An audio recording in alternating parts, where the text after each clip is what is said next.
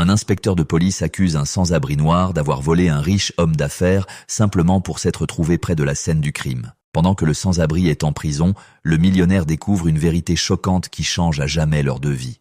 Les rues de la ville étaient calmes, une voiture passant occasionnellement, ses phares perçant le brouillard. Jean Touré se tenait dans la ruelle derrière les entreprises charbon, les mains tremblantes alors qu'il fouillait une poubelle. Il était tard, bien après minuit, et la faim le taraudait, implacable et impitoyable. Sa veste usée pendait lâchement sur sa frêle silhouette, offrant peu de protection contre le froid. Une sirène lointaine retentit, mais Jean n'y prêta pas attention. Il trouva un sandwich à moitié mangé enveloppé dans du plastique et le sortit, l'inspectant à la faible lueur d'un lampadaire proche. Il s'apprêtait à y mordre quand le bruit de pas lourds résonna dans la ruelle. « Hé, vous là-bas » aboya une voix, tranchante et autoritaire. Jean se retourna pour voir deux policiers s'approcher, leurs lampes torches l'aveuglant. Il leva instinctivement les mains, laissant tomber le sandwich. « Restez où vous êtes » ordonna l'un d'eux, un homme grand aux cheveux grisonnants et à l'expression inflexible. C'était l'inspecteur Pierre Hervé, connu pour ses jugements hâtifs et son impatience. Le second officier, plus jeune et moins sûr de lui, se tenait quelques pas en arrière. Jean cligna des yeux, essayant de comprendre la situation. « J'ai rien fait », dit-il, sa voix calme mais fatiguée. « Je cherchais juste quelque chose à manger. » Hervé plissa les yeux en s'approchant, le faisceau de sa lampe ne quittant jamais le visage de Jean. « Vous me prenez pour un imbécile ? Que faites-vous ici ? » En plein milieu de la nuit, juste à côté d'un bâtiment qui vient d'être cambriolé. Le cœur de Jean se serra. Cambriolé, je ne savais rien de ça. Je ne faisais que passer. Le jeune officier jeta un regard nerveux à Hervé, qui l'ignora, s'approchant encore plus de Jean. Passer ? Ne jouez pas au plus malin avec moi. Vous êtes sans abri et vous êtes ici. C'est toute la preuve dont j'ai besoin. Jean secoua la tête, désespéré mais calme. Je vous jure, monsieur, je ne sais rien d'un cambriolage. Hervé renifla, sa voix dégoulinante d'incrédulité. Ouais, c'est ça. Vous étiez juste au mauvais endroit au mauvais moment. C'est ce qu'ils disent tous. Le jeune officier s'agita mal à l'aise mais ne dit rien. Jean resta immobile, les mains toujours levées, essayant de ne pas faire de mouvement brusque. Il avait déjà vécu ça, être jugé sur son apparence, sur sa façon de vivre. C'était toujours la même histoire. Avant qu'il ne puisse dire quoi que ce soit d'autre, une autre silhouette apparut au bout de la ruelle. Richard Dupont, le PDG de l'entreprise qui venait d'être cambriolée, s'avança. Son costume sur mesure contrastait fortement avec l'environnement sale. Il regarda Jean avec des yeux froids et détachés, le jaugeant en un instant. « C'est lui ?» demanda Richard, sa voix nette tranchant la tension. Hervé acquiesça. « Je l'ai trouvé juste ici, à côté de la scène. Ça me semble assez clair. » Richard examina Jean, son expression légèrement dubitative. « Eh bien, si vous l'avez attrapé, ça devrait être réglé. Bouclez ça. » Jean sentit une vague de frustration le submerger. Il n'était pas un criminel, mais ça n'avait pas d'importance. Son sort était déjà scellé à leurs yeux. « Je ne l'ai pas fait », murmura-t-il. Mais personne n'écoutait. Hervé fit signe au jeune officier qui sortit des menottes. « Vous avez le droit de garder le silence. Tout ce que vous direz pourra être retenu contre vous. » Alors que les menottes se refermaient sur les poignets de Jean, il jeta un regard à Richard, espérant un signe de doute, une lueur de compréhension. Mais Richard se détournait déjà, son esprit ailleurs. Jean fut conduit à la voiture de police qui attendait, le métal froid des menottes mordant ses poignets. Les lumières de la ville se brouillèrent autour de lui alors que la réalité de sa situation s'imposait. Une fois de plus, il était puni simplement pour s'être trouvé au mauvais endroit au mauvais moment. Son apparence suffisait à le rendre coupable aux yeux du monde. Les médias allaient se régaler de cette histoire. Encore un sans-abri, une cible facile. Jean n'avait aucune chance. Le soleil se levait à peine lorsque Richard Dupont s'assit dans son bureau d'angle. La ligne d'horizon de la ville était visible à travers les fenêtres, allant du sol au plafond derrière lui. Son bureau, élégant et minimaliste, était rempli d'angles vifs et de mobilier moderne, tout comme Richard lui-même, efficace, pratique et froid. Il feuilletait des rapports, mais son esprit n'était pas sur les chiffres devant lui. Ses pensées ne cessaient de revenir au cambriolage de la nuit précédente. C'était une opération propre, trop propre. Quelques appareils électroniques haut de gamme et des dossiers confidentiels avaient été volés, mais il n'y avait aucun signe d'effraction, pas de fenêtre brisée, pas d'alarme déclenchée. Les caméras de sécurité n'avaient rien capté d'inhabituel, à part ce sans-abri, Jean Touré, fouillant les ordures à l'extérieur du bâtiment. Mais quelque chose à ce sujet ne convenait pas à Richard. Il connaissait les cambriolages. Ce n'était pas simplement un vol opportuniste commis par un vagabond au hasard. La porte de son bureau s'ouvrit et son assistante Sophie Martinez entra. Ses talons claquaient doucement contre le sol poli. Elle était toujours composée, toujours à la hauteur, avec son tailleur soigneusement repassé et ses cheveux attachés en un chignon serré. Aujourd'hui, ne faisait pas exception. « Bonjour, monsieur Dupont », salua-t-elle, plaçant une tasse de café frais sur son bureau. « J'ai le rapport de police sur le cambriolage. »« Merci », répondit Richard sans lever les yeux. Sophie resta un moment, le regardant parcourir rapidement les documents. « C'est affreux, n'est-ce pas? Mais au moins, ils ont attrapé le coupable. » Richard fit une pause, levant les yeux vers elle. « Vous voulez dire le sans-abri ?» Elle hocha la tête. « Oui, Jean Touré. La police est convaincue que c'est lui. Ça a du sens, non? » Il était juste là. Richard s'adossa à sa chaise, fixant le rapport entre ses mains. « Ça a du sens, mais... » Sophie haussa un sourcil, son expression parfaitement neutre. Richard se frotta la tempe, réfléchissant à voix haute. Il n'y a aucun moyen qu'un homme comme lui ait pu entrer. Il n'y a pas eu d'effraction.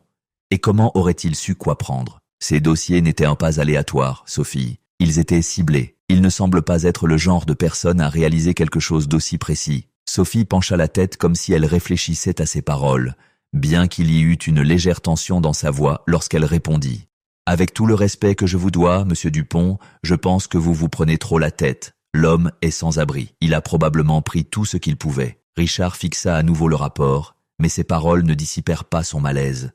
Il posa les papiers et se tourna vers la fenêtre, regardant la ville s'éveiller en contrebas. « Vous avez peut-être raison, » dit-il d'un ton distant, « mais quelque chose ne colle toujours pas. Si ce gars est coupable, ça se verra avec le temps. Mais, et si on se trompait? Et s'il y avait plus que ça ?» Sophie resta silencieuse un moment avant de s'approcher, posant légèrement sa main sur le dossier de sa chaise. « Je comprends vos inquiétudes, Richard. Mais ce n'est pas votre travail de résoudre ça. La police s'en occupe. Ils sont formés pour ce genre de choses, n'est-ce pas ?» Richard acquiesça légèrement. « Oui, je suppose qu'ils le sont. » Mais même en disant cela, le doute le taraudait. Ce n'était pas une question de faire confiance à la police. C'était une question de faire confiance au récit qu'on lui avait servi. Celui qui disait que les gens comme Jean Touré étaient toujours coupables. Mais Richard n'avait pas fait fortune en faisant confiance à l'évidence. Il l'avait faite en remettant tout en question. Sophie recula, lui laissant de l'espace. « Y a-t-il autre chose dont vous avez besoin de ma part ?»« Non, » dit Richard doucement. « Ce sera tout pour l'instant. » Sophie sourit, bien que cela n'atteignît pas ses yeux. « Je serai dans mon bureau si vous avez besoin de quoi que ce soit. » Alors qu'elle partait, Richard s'adossa à sa chaise et ferma les yeux. Il pouvait encore voir Jean, menotté et emmené par la police. Son expression, un mélange de résignation et de frustration. Et si l'homme disait la vérité? Et si, comme tant d'autres avant lui, il était jugé simplement parce qu'il était au mauvais endroit, au mauvais moment? Le téléphone sur son bureau sonna, interrompant ses pensées. Richard jeta un coup d'œil à l'écran et vit que c'était l'inspecteur Hervé. Il décrocha. Dupont à l'appareil. « Monsieur Dupont !» La voix d'Hervé résonna, rude et impatiente. « Je voulais juste vous faire un point. Nous avons Touré en garde à vue et tout concorde. Il n'a encore rien avoué, mais il le fera. Ces types finissent toujours par craquer. » Les doigts de Richard se crispèrent autour du téléphone. « Qu'avez-vous exactement contre lui? » « Assez pour le garder enfermé un bon moment, » répondit Hervé d'un ton dédaigneux. « Il était juste là, n'est-ce pas? Près de la scène. Personne d'autre n'était là. » La mâchoire de Richard se crispa. Être près de la scène ne le rend pas coupable, Hervé. Qu'en est-il du système de sécurité, des registres d'entrée?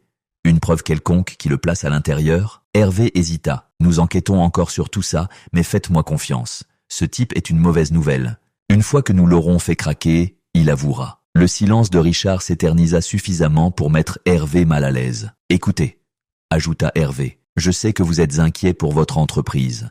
Mais j'ai la situation sous contrôle. Laissez-moi faire mon travail. » Richard expira lentement. « Très bien. Mais assurez-vous de faire votre travail minutieusement, inspecteur. Je ne veux pas que cette affaire soit classée tant que tous les faits ne seront pas établis. » Il raccrocha sans attendre de réponse. Alors que Richard restait assis là dans le calme de son bureau, le sentiment de malaise ne le quittait pas. Il avait bâti son empire en sachant quand quelque chose n'allait pas. Et en ce moment, quelque chose n'allait définitivement pas. La prison de la ville était un endroit froid et stérile. Les néons bourdonnaient au-dessus, projetant de longues ombres sur les murs gris et ternes. Les chaussures cirées de Richard Dupont claquaient contre le sol en béton alors qu'il suivait le gardien dans l'étroit couloir. Son costume sur mesure semblait déplacé dans cet environnement sombre et oppressant. Ils s'arrêtèrent devant une petite pièce avec une cloison vitrée. De l'autre côté, Jean Touré était assis sur un banc métallique, les mains menottées devant lui.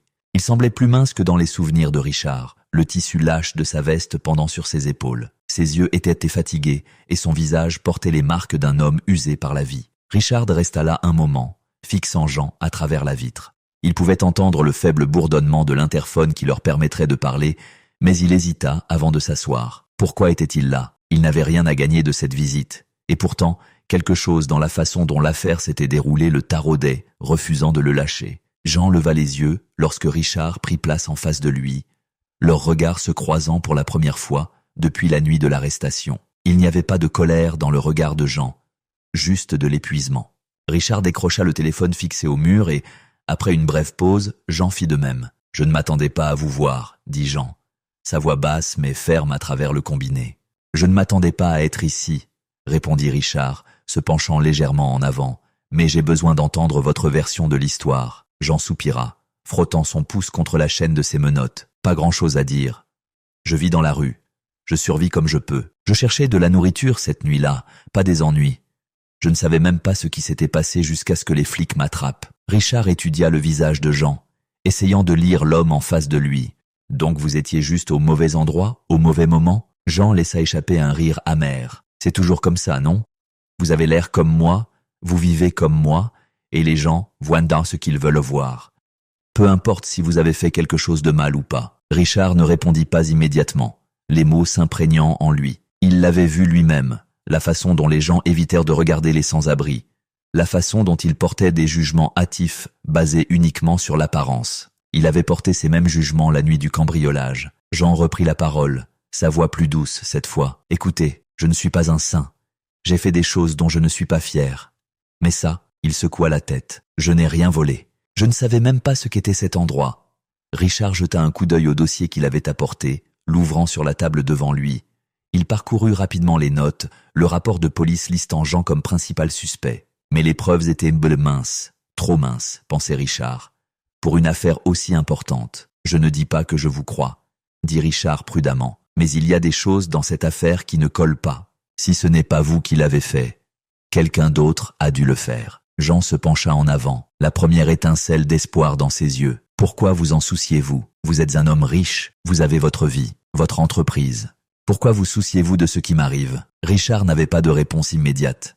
Peut-être était-ce parce que, dans une partie de son esprit, il ne pouvait se défaire du sentiment qu'un jeu plus vaste se jouait ici. Ou peut-être était-ce parce que, pour la première fois depuis longtemps, il avait été forcé de confronter le fait que tout le monde n'avait pas droit à une seconde chance dans la vie. Les gens comme Jean n'avaient pas de seconde chance qui leur était offerte. « Peut-être que je veux juste la vérité », dit finalement Richard. Jean le regarda longuement, cherchant sur son visage des signes de tromperie. « La vérité », répéta-t-il doucement. « La vérité, c'est que les gens comme moi ne sont pas entendus. On nous enferme parce que c'est plus facile que d'écouter nos histoires. » Richard fronça les sourcils, tapotant légèrement ses doigts sur la table. « S'il y a quelque chose que je peux faire pour vous aider, je le ferai.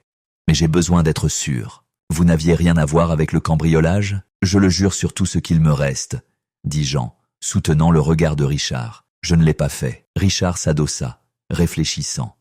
Il avait bâti sa carrière sur sa capacité à lire les gens, à savoir quand quelqu'un mentait. En ce moment, Jean semblait abattu, mais honnête. Il n'y avait aucune trace de tromperie dans ses yeux. Il se pencha à nouveau en avant, sa voix ferme. « Je vais enquêter. Si vous dites la vérité, je découvrirai qui a vraiment fait ça. Mais si vous mentez, je ne mens pas, » interrompit Jean, sa voix ferme. « Je n'ai plus rien à perdre, monsieur. Pourquoi mentirais-je » Richard acquiesça, son esprit résolu. « Très bien, je vais commencer à creuser. » Jean se rassit sur sa chaise, le poids des menottes tirant ses bras vers le bas. « Vous pensez déjà que le pire dans le fait d'être coupable, c'est d'avoir l'air coupable ?» Richard ne répondit pas, mais les mots restèrent suspendus dans l'air entre eux. Il en avait assez entendu. Il se leva, jetant un dernier regard à Jean avant de raccrocher le téléphone. Alors que Richard sortait de la prison, l'air froid du matin le frappa comme un mur. Son esprit tournait déjà à plein régime avec les possibilités. Il avait les ressources, les connexions et la motivation pour trouver la vérité. Et si Jean était vraiment innocent, alors quelqu'un d'autre tirait les ficelles, se cachant dans l'ombre. Quelqu'un qui pensait qu'un homme comme Jean ne compterait pas assez pour se battre, mais ils avaient tort. Richard était assis à son bureau, les yeux rivés sur l'écran lumineux de son ordinateur portable. Le doux bourdonnement de la ville, à l'extérieur de la fenêtre de son bureau, s'estompait en arrière-plan tandis qu'il faisait défiler les dossiers de l'entreprise, les journaux de sécurité et les rapports financiers. Quelque chose clochait et il était déterminé à découvrir quoi. Sophie frappa doucement à la porte avant d'entrer, son assurance habituelle rayonnant dans la pièce. « Monsieur Dupont, j'ai les derniers résumés financiers pour vous, » dit-elle, déposant une pile de papiers soigneusement organisés dans un coin de son bureau. « Tout va bien ?» Richard ne leva pas immédiatement les yeux, ses doigts tapant toujours sur les touches. « Ça va ?» marmonna-t-il. « Je revois juste quelques trucs. » Sophie haussa un sourcil mais resta silencieuse un moment, l'observant d'un regard subtil et curieux. « Vous enquêtez encore sur le cambriolage, n'est-ce pas ?»« Ouais, » répondit Richard, levant enfin la tête pour croiser son regard. « J'ai passé en revue les journaux d'accès, essayant de voir qui était dans le bâtiment cette nuit-là. »« Pourquoi ?» demanda Sophie, sa voix calme, mais avec une nuance de surprise. « La police a déjà procédé à une arrestation. Ça semble assez clair, non ?» Richard s'adossa à sa chaise, croisant les bras sur sa poitrine. « Peut-être, mais j'ai réfléchi. Il n'y a aucun signe que Jean soit jamais entré dans le bâtiment. Pas d'effraction, pas de caméra le montrant entrer. Comment aurait-il même su quoi prendre ?» L'expression de Sophie resta neutre, bien qu'il y eût un éclair de quelque chose derrière ses yeux. « Eh bien, peut-être qu'il avait de l'aide. Ces choses ne sont pas toujours aussi simples qu'elles le paraissent. » Richard hocha lentement la tête, considérant ses paroles. « Peut-être, mais ça n'explique toujours pas pourquoi le système de sécurité n'a alerté personne. Quelqu'un a utilisé une carte d'accès pour accéder à ces fichiers. Et j'ai passé en revue les journaux. C'était une carte interne. » Sophie bougea légèrement, ses mains reposant sur le dossier de la chaise en face du bureau de Richard. « À qui appartenait la carte ? Je suis encore en train de le déterminer, » dit Richard, son ton devenant plus concentré. « Il y avait quelques personnes qui sont entrées et sorties cette nuit-là, mais rien qui corresponde exactement à l'heure du cambriolage. » Sophie sourit faiblement, bien que ses yeux ne correspondissent pas tout à fait à l'expression. « Eh bien, je suis sûr que vous allez comprendre. Vous y arrivez toujours. » Richard ne répondit pas immédiatement, ses yeux se plissant légèrement, alors qu'il étudiait son visage. Quelque chose dans sa façon de le dire le fit hésiter. Il mit cette pensée de côté pour le moment et reporta son attention sur l'écran. Alors qu'elle se tournait pour partir, Richard l'appela. « Sophie, attendez une seconde. » Elle s'arrêta, se retournant pour lui faire face. « Oui, j'aurais besoin d'accéder à certains fichiers internes. Des dossiers financiers, des journaux du personnel, des choses qui n'auraient pas forcément été signalées par la sécurité, mais qui pourraient montrer un schéma. » Sophie cligna des yeux, son calme se brisant très légèrement. « Quel genre de schéma cherchez-vous » Richard se pencha en avant, posant ses coudes sur le bureau. « Tout ce qui sort de l'ordinaire. Des transactions qui ne concordent pas, des transferts entre comptes, des incohérences dans la paie ou les dépenses. Tout ce qui pourrait indiquer l'implication de quelqu'un de l'intérieur. » Pour la première fois, le calme extérieur de Sophie se fissura. Ce n'était qu'un bref éclair, à peine perceptible. Mais Richard le remarqua. « Je vois, » dit-elle, sa voix un peu plus froide maintenant. « Je vous apporterai ça tout de suite. » Elle se retourna, cette fois sortant du bureau avec plus de hâte que d'habitude. Richard regarda la porte se fermer derrière elle, son esprit en ébullition. Il y avait quelque chose dans la réaction de Sophie qui ne lui plaisait pas. Elle avait été à ses côtés pendant des années, toujours efficace, toujours professionnelle. Mais maintenant, il y avait une nervosité dans ses mouvements qui n'était pas là auparavant. Il mit cette pensée de côté pour l'instant et reporta son attention sur les journaux. C'était encore là, l'entrée de la carte d'accès qui correspondait presque parfaitement à l'heure du vol. La carte appartenait à quelqu'un de son équipe de direction. Il fronça les sourcils, faisant défiler les données. La carte était enregistrée au nom de Sophie Martinez. Le pouls de Richard s'accéléra alors qu'il vérifiait à nouveau les informations. Il n'avait jamais pensé que Sophie, de toutes les personnes, puisse être impliquée dans quelque chose comme ça. Elle avait été à ses côtés dans les bons et les mauvais moments, gérant chaque détail de sa vie professionnelle. Mais maintenant, les preuves pointaient directement vers elle. Il cliqua pour accéder aux rapports financiers, cherchant des anomalies qui pourraient confirmer ses soupçons. Et puis, il le vit, de petits transferts de fonds presque imperceptibles étalés sur des mois. De l'argent transféré vers des comptes qui n'appartenaient à aucun employé ou fournisseur connu. C'était bien caché, mais pas assez bien. Le souffle de Richard se coinça dans sa gorge. Sophie avait détourné de l'argent de l'entreprise, lentement mais sûrement. Elle devait savoir qu'il finirait par s'en rendre compte, ce qui signifiait que le cambriolage n'était pas seulement une question de vol d'électronique ou de dossier. Il s'agissait de couvrir ses traces, de créer une diversion pendant qu'elle s'échappait. Il s'adossa à sa chaise, fixant l'écran. Tout commençait à prendre sens. Jean n'était pas là pour cambrioler l'entreprise. Il n'était qu'un bouc émissaire pratique. Quelqu'un que personne ne remettrait en question. Quelqu'un que la police et les médias supposeraient automatiquement coupable. Et Sophie avait joué le jeu parfaitement, le piégeant pour qu'il prenne le blâme pour ses propres crimes. Richard se leva, son esprit tournant à toute vitesse. Il n'arrivait pas à croire qu'il ne l'avait pas vu plus tôt. Il avait fait confiance à Sophie et elle l'avait trahi de la pire des manières. Il n'y avait pas de temps à perdre. Il devait la confronter, mais pas sans preuves. Des preuves solides et indéniables qui non seulement innocenteraient en Jean, mais exposeraient aussi la vraie voleuse. Alors qu'il rassemblait les documents nécessaires, une chose devint claire. Il ne s'agissait plus seulement de réparer une injustice. C'était personnel. Richard était assis derrière son bureau, la tension dans la pièce palpable alors qu'il attendait Sophie. Ses doigts tambourinaient doucement sur la surface en bois, les dossiers de preuves soigneusement empilés à côté de lui.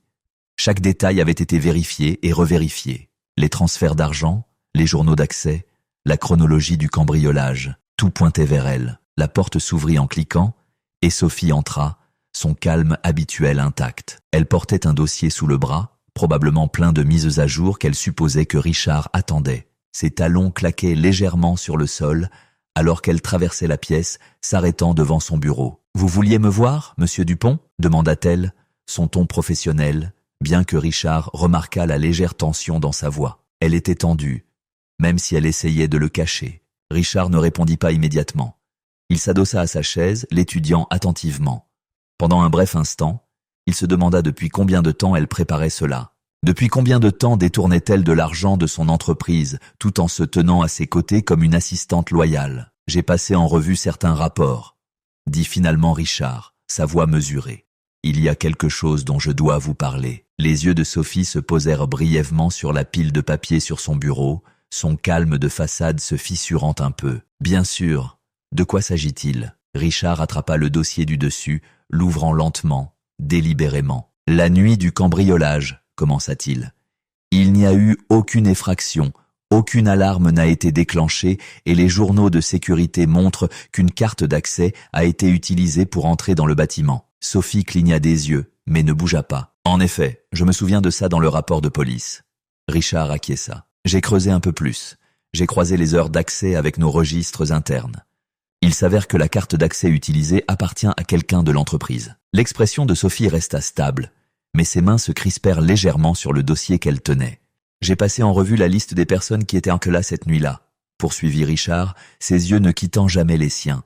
Ce n'était pas une longue liste. Quelques employés, principalement du personnel de niveau inférieur, mais il y avait un nom qui se démarquait. Il fit glisser le dossier sur le bureau vers elle, l'ouvrant pour révéler le journal d'accès. Son nom était là, clair comme de l'eau de roche. Sophie jeta un coup d'œil au papier, son visage soigneusement vide. « C'est ma carte d'accès, » dit-elle doucement, regardant à nouveau Richard. « Mais ça ne veut pas dire que j'étais impliqué, je n'ai rien volé. » Richard se pencha en avant, sa voix se durcissant. « Votre carte d'accès a été utilisée pour accéder aux fichiers qui ont été volés, Sophie. Et j'ai trouvé plus que ça. Les registres financiers montrent de petits transferts d'argent depuis les comptes de l'entreprise, discrets mais constants. Ils mènent tous à des comptes intraçables et ça se passe depuis des mois. » Sophie ne répondit pas immédiatement. Son visage, habituellement si contrôlé, trahit un éclair de panique avant qu'elle ne le masque rapidement. « Richard, vous ne pensez pas vraiment que j'ai quelque chose à voir avec tout ça, n'est-ce pas ? » « Je ne voulais pas, » répondit Richard, sa voix froide. « Mais les preuves sont là. Vous m'avez volé. Et quand vous avez réalisé que je pourrais le découvrir, vous avez mis en scène le cambriolage. Vous avez piégé Jean Touré pour qu'il prenne le blâme, sachant que personne ne croirait un sans-abri plutôt que vous. » Les yeux de Sophie s'enflammèrent de colère pour la première fois, sa voix tranchante, alors qu'elle abandonnait le prétexte de l'innocence. Personne ne se serait soucié de lui. Ce n'est rien, Richard. Juste un vagabond que les flics auraient arrêté et oublié. L'estomac de Richard se noua à ces mots. Il lui avait fait confiance, avait travaillé avec elle pendant des années. Et maintenant la vérité était exposée devant lui. « Vous m'avez trahi, » dit-il, sa voix basse, remplie d'une fureur tranquille. « Vous m'avez volé et ensuite vous avez piégé un innocent pour couvrir vos traces. » Sophie se redressa, son calme brisé. Ses lèvres se courbèrent en un sourire froid et calculateur. Innocent, il était parfait, Richard. Vous savez comment fonctionne le monde. Les gens comme lui, ils sont invisibles. Personne n'aurait regardé 2 fois dans sa direction. Et si ce n'était pas pour votre soudain intérêt, il serait en prison en ce moment, là où tout le monde s'attend à ce qu'il soit. Richard se leva, sa colère bouillonnant enfin. C'est sur ça que vous comptiez, n'est-ce pas? Que personne ne s'en soucierait, que personne ne creuserait plus profondément. Mais vous avez tort. Moi, je m'en soucie. Sophie recula d'un pas, son expression passant à la défiance. Vous vous en souciez maintenant, parce que vous avez soudainement une conscience? Elle ricana. Épargnez-moi, Richard. Vous n'auriez pas levé le petit doigt si ça n'avait pas été votre entreprise, votre argent. La mâchoire de Richard se crispa, ses mains se serrant en poing à ses côtés. Peut-être que vous avez raison. Peut-être que je ne m'en souciais pas au début. Mais je m'en soucie maintenant, et je vais m'assurer que la vérité éclate. Sophie rit, bien qu'il n'y eût aucune chaleur dans ce rire. Vous pensez pouvoir me faire tomber? Vous n'avez pas assez de preuves. Et même si vous en aviez, voulez-vous vraiment rendre ça public? Ça ruinera votre réputation. Les gens commenceront à se demander comment vous avez laissé cela se produire sous votre nez. Richard la fixa, sa colère tempérée par la résolution. Je prendrai ce risque. Je ne vais pas laisser un innocent prendre le blâme pour ce que vous avez fait. C'est fini, Sophie. Ses yeux se rétrécirent, sa voix devenant venimeuse. Vous le regretterez. J'en doute, répondit froidement Richard. Il décrocha le téléphone sur son bureau, composant le numéro de la sécurité. Envoyez quelqu'un à mon bureau. J'ai besoin d'une escorte pour une ancienne employée. Le visage de Sophie se crispa de fureur lorsqu'elle réalisa qu'il n'y avait pas d'issue. La porte s'ouvrit et 2 agents de sécurité entrèrent, prêts à l'emmener. Elle lança un dernier regard venimeux à Richard avant de tourner les talons et de sortir avec eux. Lorsque la porte se referma derrière elle, Richard se rassit, expirant lentement. Le poids de ce qui venait de se passer s'abattit sur lui, mais la colère brûlait encore dans sa poitrine. Il avait exposé la vérité, mais il restait encore du travail à faire. Jean Touré était toujours assis dans une cellule de prison, marqué comme un voleur. Mais maintenant Richard avait les preuves pour l'innocenter. Ce n'était pas encore terminé. Richard se tenait au poste de police, les néons au-dessus projetant une lueur crue sur la pièce. Il était déjà venu ici auparavant, mais cette fois-ci semblait différente. Cette fois, il n'était pas là simplement pour signaler un crime ou vérifier une enquête. Il était là pour réparer une injustice. L'inspecteur Pierre Hervé s'approcha, son expression un mélange de confusion et d'irritation. « Monsieur Dupont, qu'est-ce qui vous ramène ici ?» Je pensais que cette affaire était bouclée. Le visage de Richard resta sévère. Elle n'est pas bouclée. Je suis ici parce que vous avez le mauvais homme. Hervé haussa un sourcil, ses mains reposant sur ses hanches. Le mauvais homme. Nous l'avons pris la main dans le sac, pratiquement sur les lieux. Vous l'avez vu vous-même. J'ai vu un homme près de la scène. Oui, répondit Richard, sa voix calme mais ferme. Mais il n'a pas commis le cambriolage. Quelqu'un d'autre l'a fait, et j'ai des preuves. Hervé plissa les yeux, son scepticisme évident. Des preuves, hein? De quoi parlez-vous? Richard sortit un dossier de sa mallette et le tendit à Hervé. Jetez un coup d'œil, voici les vraies preuves. Les journaux des cartes d'accès, les registres financiers, les images de vidéosurveillance, les eurodatages. Tout pointe vers quelqu'un d'autre. Hervé ouvrit le dossier, feuilletant les pages. Son front se plissa alors qu'il parcourait les documents, et son expression passa progressivement de l'incrédulité à la réalisation. C'est la carte de Sophie Martinez, marmonna Hervé, plus pour lui-même que pour Richard. C'est elle qui était dans le bâtiment cette nuit-là? Oui, confirma Richard. Elle a utilisé sa position pour accéder aux fichiers qui ont été volés, et elle a piégé Jean Touré pour couvrir ses traces. Elle détourne de l'argent de mon entreprise depuis des mois, et quand elle a réalisé que je pourrais le découvrir, elle a mis en scène le cambriolage. Hervé leva les yeux vers Richard, son visage se durcissant. « Et vous êtes sûr de tout ça ?»« Positif, » dit fermement Richard. « Les preuves sont toutes là. J'en n'avais rien à voir avec ça. Il n'était qu'un bouc émissaire commode, et vous êtes tombé dans le panneau. » Hervé serra la mâchoire, sa frustration évidente. « Je ne suis tombé dans aucun panneau. Il était sur les lieux. Qu'étais-je censé penser? Vous étiez censé enquêter ?» lança Richard, sa patience s'amenuisant.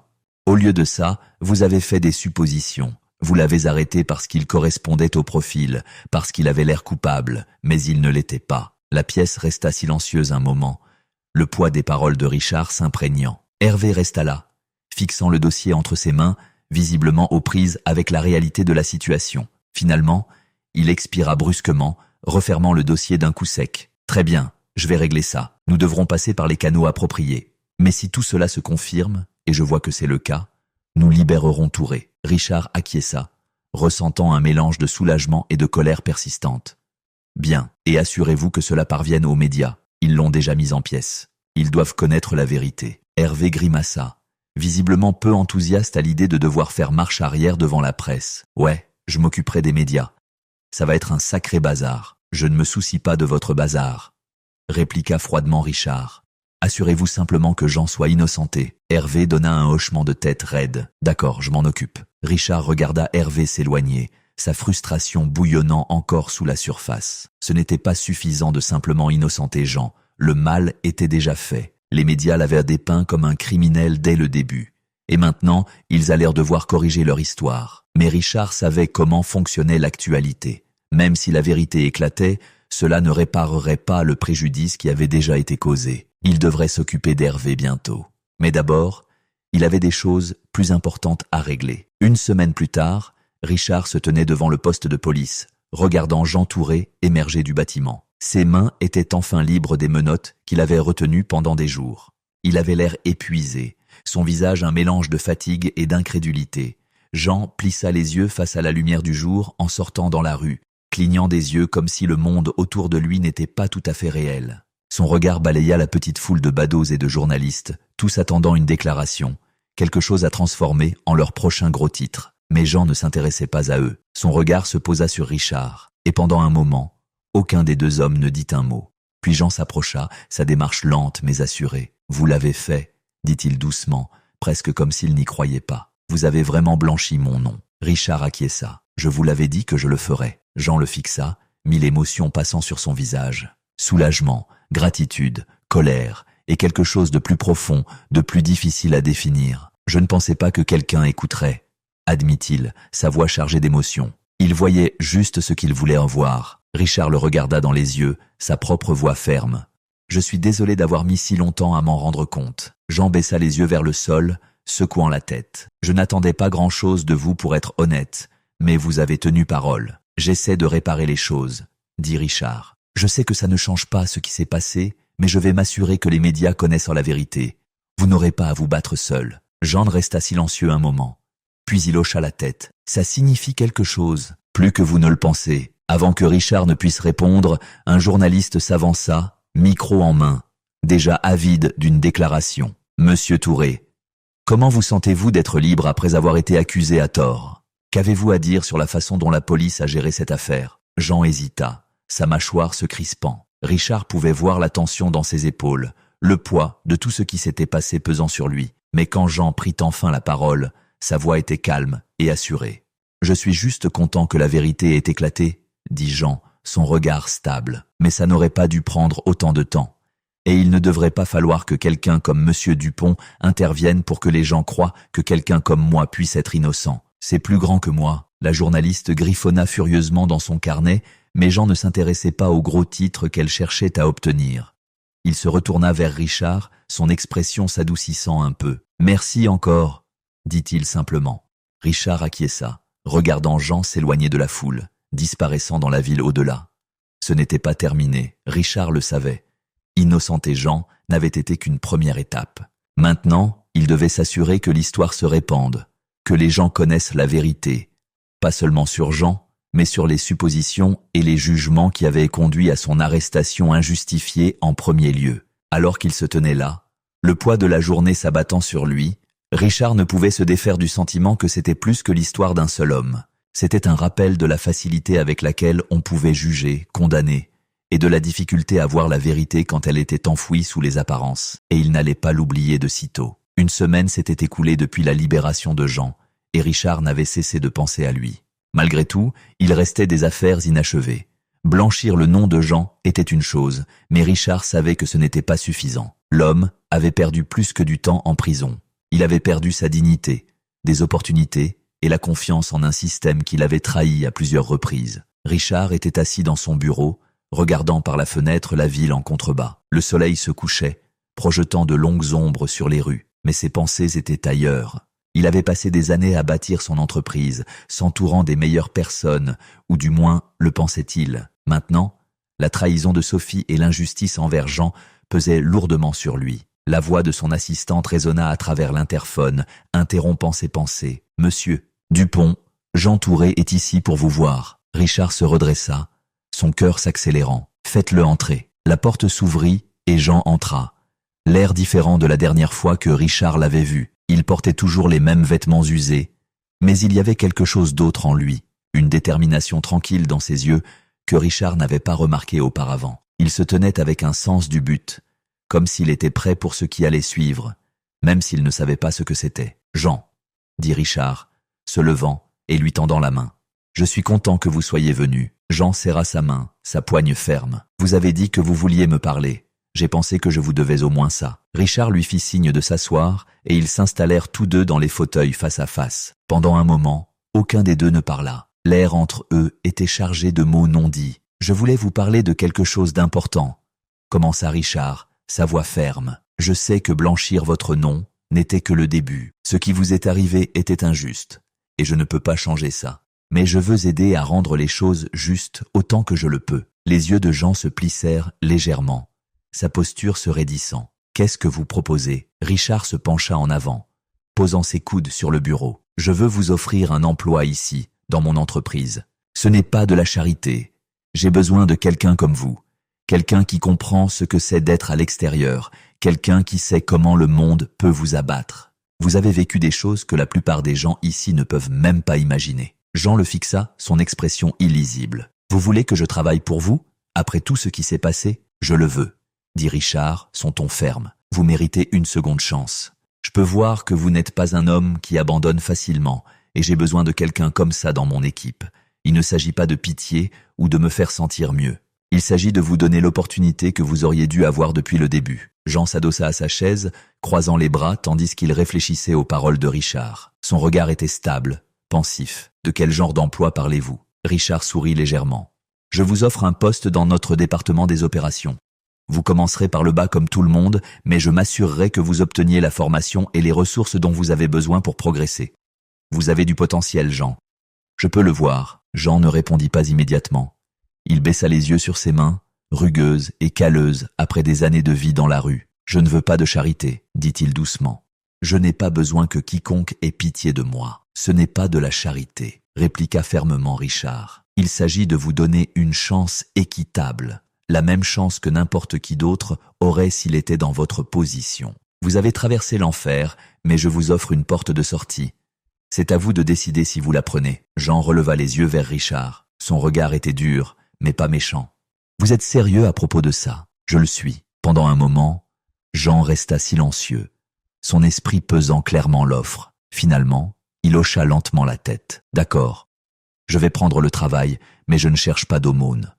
Je vais travailler et apprendre ma place. C'est tout ce que je demande, » dit Richard, se levant et lui tendant à nouveau la main. Jean se leva de son siège et serra la main de Richard, cette fois avec plus de confiance. « J'apprécie, » dit-il, sa voix basse mais sincère. « Je ne m'attendais à rien de tout ça. Je ne pensais pas que quelqu'un se soucierait assez pour me donner une seconde chance. Vous l'avez mérité, » répondit Richard, « et je sais que vous ne la gaspillerez pas. » Alors qu'ils se tenaient là, la tension qui planait entre eux depuis le début semblait s'atténuer. Il y avait encore un long chemin à parcourir, mais pour la première fois, Richard sentit que les choses commençaient à prendre la bonne direction pour eux deux. « Je demanderai aux ressources humaines de vous envoyer les détails, » dit Richard, lâchant la main de Jean. « Vous pourrez commencer quand vous serez prêt. » Jean acquiesça, un semblant de sourire jouant au coin de sa bouche. « Je serai prêt. » Alors que Jean se tournait pour partir, Richard l'appela, l'arrêtant juste avant qu'il n'atteigne la porte. « Jean, une dernière chose. » Jean se retourna, son expression curieuse. « Je ne veux pas que ce soit juste un travail. Si jamais vous sentez que vous avez besoin de quelque chose, que ce soit de l'aide ou simplement des conseils, vous pouvez venir me voir. Ma porte est toujours ouverte. » Jean considéra ses paroles, puis donna un petit hochement de tête. « Je m'en souviendrai. » Il sortit du bureau, la porte se refermant doucement derrière lui. Richard se rassit, expirant lentement. Ce n'était pas terminé, loin de là. Mais pour la première fois depuis des semaines, il ressentit un sentiment de paix, comme s'il avait fait le premier vrai pas vers la réparation des choses. Jean avait un long chemin à parcourir, mais Richard savait qu'il y arriverait. Parce que malgré tout ce qui s'était passé, malgré les suppositions du monde, Jean Touré était un homme qui n'allait pas laisser le passé le définir. Et Richard allait s'assurer que l'avenir soit un avenir où Jean aurait une chance de se battre. Le soleil matinal projetait de longues ombres sur l'extérieur vitré poli des entreprises charbon. La ville se réveillait à peine, les rues encore calmes mais commençant lentement à s'animer. Jean Touré se tenait devant l'entrée principale, son reflet se reflétant dans l'élégant bâtiment devant lui. Il ajusta le col de sa nouvelle veste, simple mais propre et lui allant mieux que tout ce qu'il avait porté depuis des années. Le costume lui était peu familier, mais il lui donnait l'impression d'appartenir à cet endroit, du moins plus qu'il ne l'aurait jamais cru possible quelques semaines auparavant. Il n'était toujours pas habitué à l'idée de venir travailler dans un endroit comme celui-ci. Le monde à l'intérieur de ce bâtiment était différent de celui qu'il avait connu dans la rue. Et chaque fois qu'il franchissait ses portes, il ressentait le poids de ce que cette opportunité signifiait. Il prit une profonde inspiration et entra dans le hall, les sols polis brillants sous l'éclairage doux. La réceptionniste lui sourit poliment alors qu'il s'approchait, bien que Jean pût voir la curiosité dans ses yeux. Sans doute se demandait-elle qui était cet homme qui était soudainement passé du statut de gros titre à celui d'employé dans ce même bâtiment. Jean lui fit un signe de tête en se dirigeant vers les ascenseurs. Ses pas étaient fermes, son esprit concentré. Il avait commencé à travailler aux opérations il y a quelques jours à peine, prenant ses marques dans le travail et avec les gens autour de lui. Les premiers jours avaient été un tourbillon de formation, d'apprentissage des systèmes, de rencontres avec sa nouvelle équipe. Certaines personnes le traitaient avec prudence, incertaines de qui il était ou de comment il était arrivé là, tandis que d'autres, comme son superviseur, l'avaient accueilli sans hésitation, impressionnés par sa volonté d'apprendre. Les portes de l'ascenseur s'ouvrirent et Jean entra, appuyant sur le bouton du 3e étage. Alors que l'ascenseur montait, il pensa au chemin parcouru en si peu de temps. Il y a quelques semaines à peine, il était assis dans une cellule de prison, injustement accusé, sans espoir de s'en sortir. Et maintenant, il avait un travail, un endroit où il pouvait faire ses preuves et un chemin à suivre. Les portes s'ouvrirent et Jean s'avança dans l'étage des opérations. Le bourdonnement des ordinateurs et les conversations discrètes emplissaient l'air tandis que les gens travaillaient à leur bureau, concentrés sur leurs tâches. Jean se dirigea vers son propre bureau, le même où il s'était assis ces derniers jours. C'était un espace simple, mais c'était le sien, et cela signifiait quelque chose. Son superviseur, un homme gentil nommé Martin, lui fit signe d'approcher. « Hé Jean », dit-il avec un sourire. « Content de vous voir. Comment ça se passe? Ça va bien ?» répondit Jean, s'installant sur sa chaise. « Je m'habitue juste à tout. » Martin hocha la tête d'un air approbateur. « Vous apprenez vite, continuez comme ça. Et vous montrez en grade en un rien de temps. » Jean appréciait l'encouragement, mais il ne pensait pas encore à monter en grade. Pour l'instant, il se concentrait sur son travail, prouvant qu'il méritait d'être ici. « Merci, dit-il. Je vais continuer à travailler dur. »« Bien, » dit Martin avec un hochement de tête avant de retourner à son propre bureau. « Faites-moi savoir si vous avez besoin de quoi que ce soit. » Jean se tourna vers son ordinateur, se connectant et consultant les tâches du jour.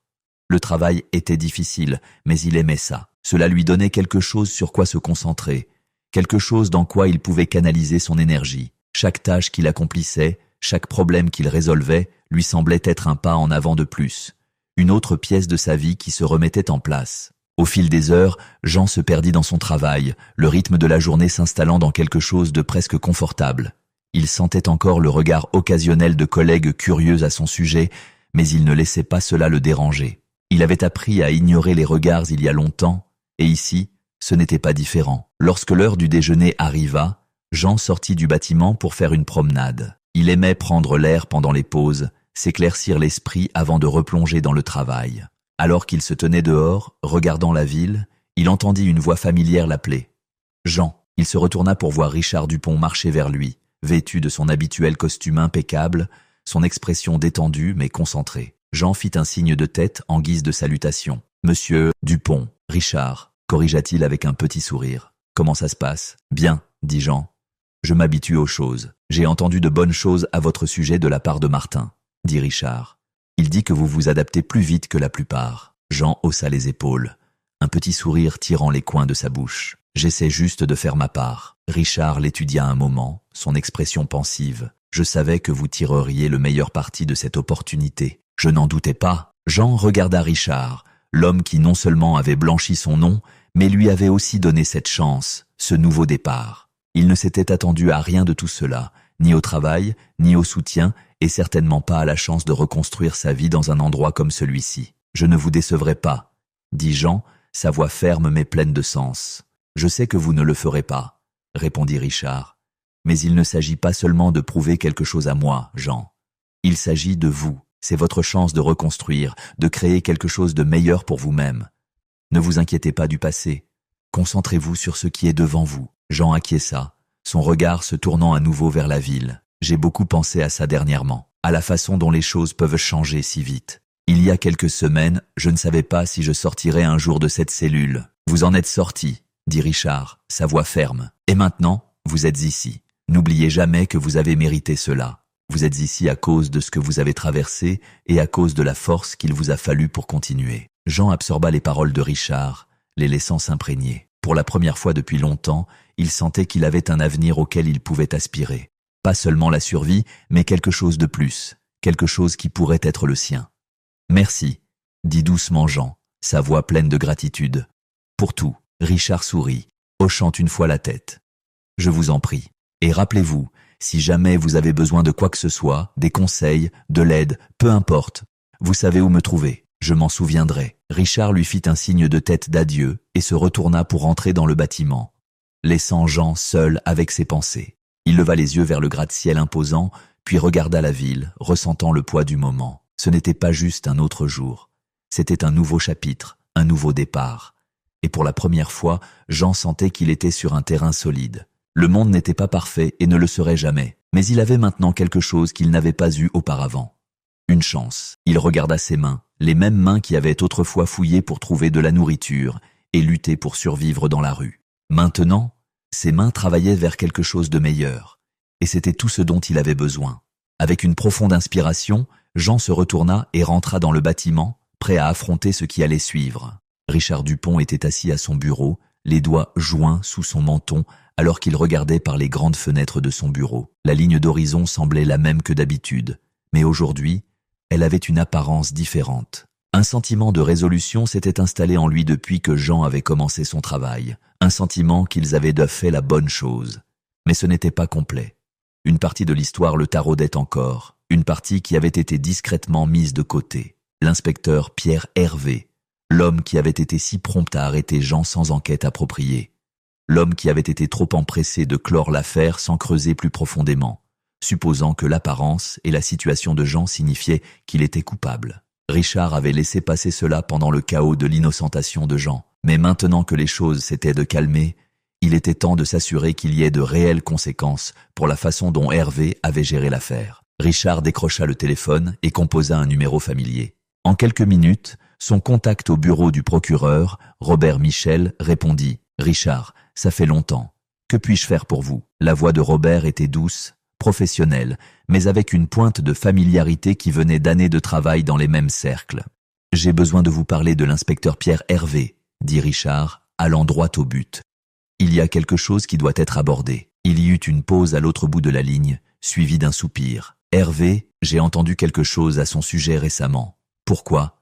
Que se passe-t-il » Richard se pencha en avant dans son fauteuil, sa voix se durcissant. « Il a bâclé une affaire majeure. Jean Touré, l'homme qui a été injustement accusé d'avoir cambriolé mon entreprise, Hervé n'a pas fait son travail. Il a fait des suppositions, arrêté le mauvais homme, et n'a jamais approfondi les preuves. Si je n'avais pas enquêté moi-même, Jean serait toujours en prison, et le vrai coupable se serait enfui. » Robert resta silencieux un moment, assimilant l'information. « J'ai entendu parler de l'innocentation de Touré, mais je ne savais pas qu'Hervé était impliqué. Vous dites qu'il n'a pas suivi la procédure ? Il a fait le strict minimum, » répliqua sèchement Richard. « Il n'a même pas pris la peine de se demander si Jean aurait pu réellement commettre le crime. Il a vu un sans-abri près de la Seine, et c'était suffisant pour lui. Pas de véritable enquête, pas de recherche des faits, juste une arrestation facile et une affaire close. C'est grave, » dit Robert, sa voix grave. « Mais vous savez comment ces choses fonctionnent. Hervé est dans la police depuis longtemps. Il a des amis haut placés. Ce ne sera pas facile de le tenir pour responsable. » La mâchoire de Richard se crispa. « Je me fiche du temps qu'il a passé dans la police. Il n'a pas fait son travail. Et Jean en a payé le prix. Je ne demande pas qu'il soit licencié du jour au lendemain, mais il faut qu'il y ait une enquête interne. Ses actions ne peuvent pas être balayées sous le tapis. » Robert soupira à nouveau. Mais cette fois, il y avait une note d'accord dans son ton. Vous avez raison. S'il prend des raccourcis et fait des arrestations basées sur des suppositions, c'est un problème, surtout dans une affaire aussi médiatisée. Richard s'adossa, ses yeux se plissant alors qu'il regardait par la fenêtre. Jean Touré était une cible facile à cause de son apparence et de sa situation. Mais cela pourrait arriver à n'importe qui. Hervé doit être tenu responsable, sinon cela continuera à se produire. Je peux lancer un examen interne, dit Robert, sa voix ferme maintenant. Je vais en parler au commissaire de police et pousser pour une enquête officielle sur la conduite d'Hervé. Cela pourrait prendre du temps, mais avec la bonne pression, nous pouvons obtenir des résultats. C'est ce que je veux, répondit Richard, sa voix résolue. Ce n'est pas seulement pour Jean.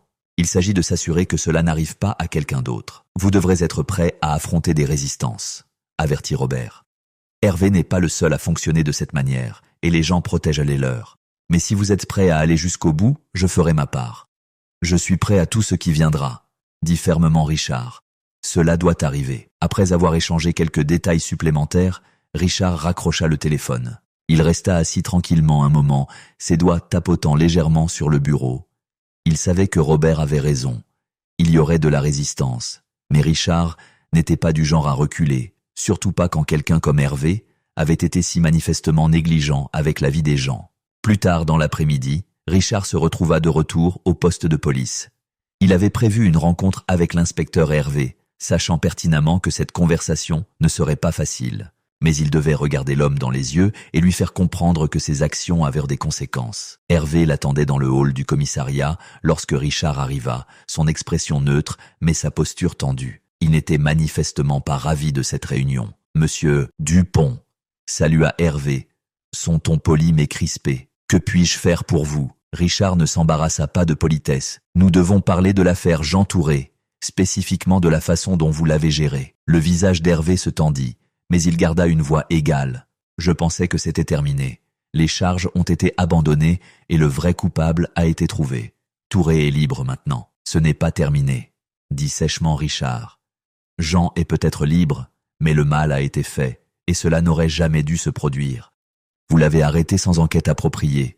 Vous avez fait des suppositions basées sur son apparence et sa situation, et ce n'est pas ainsi que la loi est censée fonctionner. » La mâchoire d'Hervé se crispa, mais il ne parla pas immédiatement. « J'ai déjà parlé au procureur, » poursuivit Richard. « Il va y avoir un examen interne de la façon dont cette affaire a été gérée, et je vais m'assurer que les gens sachent ce qui s'est réellement passé. » Le visage d'Hervé s'assombrit. « Vous poussez ça assez loin, Dupont. C'était une erreur, mais j'ai suivi la procédure. » « L'avez-vous fait ?» demanda Richard, sa voix froide. « Ou avez-vous simplement choisi la voie facile ? Vous avez vu un sans-abri et vous avez pensé « affaire classée ». Vous n'avez pas pris la peine de poser les bonnes questions ou de creuser plus profondément dans les preuves. Si je n'étais pas intervenu, un innocent serait en train de pourrir en prison en ce moment. » Les yeux d'Hervé se détournèrent un instant, mais quand il regarda à nouveau Richard, son expression était dure. « Je suis dans la police depuis longtemps. J'ai vu des affaires comme celle-ci avant. Parfois, il faut suivre son instinct. Votre instinct a tort, lança Richard. Et votre instinct a failli détruire la vie d'un homme. Si vous aviez fait votre travail correctement, vous auriez vu que les preuves ne correspondaient pas. Mais vous ne vous en souciez pas, n'est-ce pas? Vous vouliez juste une résolution rapide. » Hervé ne répondit pas. Son visage de pierre. Richard fit un pas en avant, sa voix basse et contrôlée. « Il y a des conséquences à ce que vous avez fait. Vous allez être tenu responsable de vos actes. Les gens comme vous, les gens qui prennent des raccourcis et font des suppositions, sont la raison pour laquelle des innocents comme Jean Touré se retrouvent pris dans un système qui est censé les protéger. » Les mains d'Hervé se crispèrent à ses côtés, mais il ne dit rien. Richard pouvait voir la frustration bouillonner sous la surface, mais cela n'avait pas d'importance. Les rouages étaient déjà en mouvement, et Hervé le savait. « Ce n'est pas seulement à propos de Jean, » ajouta Richard. « C'est à propos de chaque autre personne qui a été traitée comme lui. Vous n'avez pas le droit de jouer avec la vie des gens parce que c'est pratique. » Sur ces mots, Richard se retourna et s'éloigna, laissant Hervé debout dans le hall, silencieux et renfrogné. Alors que Richard sortait, l'air froid le frappa, mais il ressentit un étrange sentiment de calme. La bataille n'était pas terminée, mais elle avait commencé. Hervé et d'autres comme lui apprendraient qu'il y avait des conséquences à ne pas faire leur travail, et Richard n'allait pas s'arrêter tant que justice ne serait pas vraiment rendue. Le doux bourdonnement de la ville emplissait le bureau de Richard alors qu'il regardait l'horizon, le soleil du soir projetant une lueur dorée sur les bâtiments imposants. Il avait passé des semaines à nettoyer le désordre laissé par le cambriolage et la trahison qui avait suivi. Jean s'installait dans son nouveau rôle et l'entreprise fonctionnait à nouveau sans accroc. Mais il restait encore des détails à régler, à la fois avec l'inspecteur Hervé et Sophie Martinez. Alors que Richard était assis à son bureau, son téléphone vibra. C'était Robert Michel du bureau du procureur. Richard répondit rapidement, son cœur battant un peu plus vite. « Robert, qu'avez-vous pour moi ? Vous serez heureux d'apprendre que l'inspecteur Hervé est officiellement hors de la police, » répondit Robert, son ton ferme mais soulagé. L'enquête interne a trouvé suffisamment de preuves pour montrer un schéma d'inconduite. Sa précipitation à juger Jean a été le dernier clou dans le cercueil. Il a été forcé de démissionner et il est question d'autres actions légales pour manquement à ses devoirs. Richard expira lentement, sentant un poids se lever de sa poitrine. C'est bon à entendre. Hervé a failli ruiner la vie d'un innocent à cause de sa négligence. Il mérite toutes les conséquences qui lui arrivent. Je ne peux qu'être d'accord, dit Robert. Mais il y a plus. Sophie Martinez, eh bien, elle ne s'en tire pas non plus. Après qu'elle ait été escortée hors de votre entreprise, nous avons suivi la piste que vous avez aidé à découvrir. Il s'avère que son système de détournement de fonds était plus profond que nous le pensions. Elle fait face à des accusations de fraude et de vol. Son procès est prévu pour le mois prochain. Les lèvres de Richard se serrèrent, mais il ne ressentit aucune satisfaction. Je savais que c'était profond, mais je ne réalisais pas à quel point ça allait loin. Robert fit une pause, puis parla plus doucement. Vous avez tout fait correctement, Richard. Vous l'avez attrapée avant que ça n'empire, et vous avez empêché plus de dégâts. Elle fera face aux conséquences de ses actes. Richard hocha la tête. Il ne s'agit pas seulement qu'elle obtienne ce qu'elle mérite. Il s'agit de responsabilité. Hervé n'a pas fait son travail, et Sophie a trahi sa position. Les gens doivent savoir qu'ils ne peuvent pas simplement exploiter le système ou les gens. Vous avez raison, acquiesça Robert. Et grâce à votre persévérance, les deux sont tenus responsables. Le système est imparfait, mais cette fois, la justice est rendue. Richard remercia Robert et raccrocha, s'adossant à sa chaise. Il s'accorda un moment pour digérer tout cela. L'inspecteur Hervé, l'homme qui avait arrêté Jean sans enquête appropriée, était parti. Sophie, son assistante de confiance qui avait orchestré le cambriolage et piégé Jean, était en route pour son procès. Les pièces se mettaient en place et ceux qui avaient en fait du tort à Jean et à l'entreprise étaient tenus pour responsables. Ses pensées furent interrompues par un autre coup à la porte. Jean entra. Une confiance tranquille dans sa posture, vêtu soigneusement de ses vêtements de travail. Richard salua Jean, un petit sourire jouant sur ses lèvres. « Vous avez une minute ?»« Bien sûr, entrez, » dit Richard, lui faisant signe de s'asseoir. Jean prit place, jetant un coup d'œil autour du bureau avant de rencontrer le regard de Richard. « Je voulais juste faire le point. Ça fait un moment depuis que tout s'est passé et je voulais vous remercier à nouveau, pour tout. Vous m'avez assez remercié, » dit Richard, sa voix sincère. « Mais je vous en prie. Vous avez mérité cette chance, Jean. Je suis juste content que vous ayez pu la saisir. » Jean acquiesça, son expression devenant plus sérieuse. « J'ai entendu parler d'Hervé et de Sophie. C'est bon de savoir qu'ils font face aux conséquences de leurs actes. »« Ils le font, » confirma Richard. « Hervé est hors de la police, et Sophie fait face à des accusations. Ils ne pourront plus faire de mal à personne d'autre. » Jean s'adossa à sa chaise, une expression de satisfaction s'installant sur son visage. « C'est bien, ça a l'air que les choses sont enfin justes.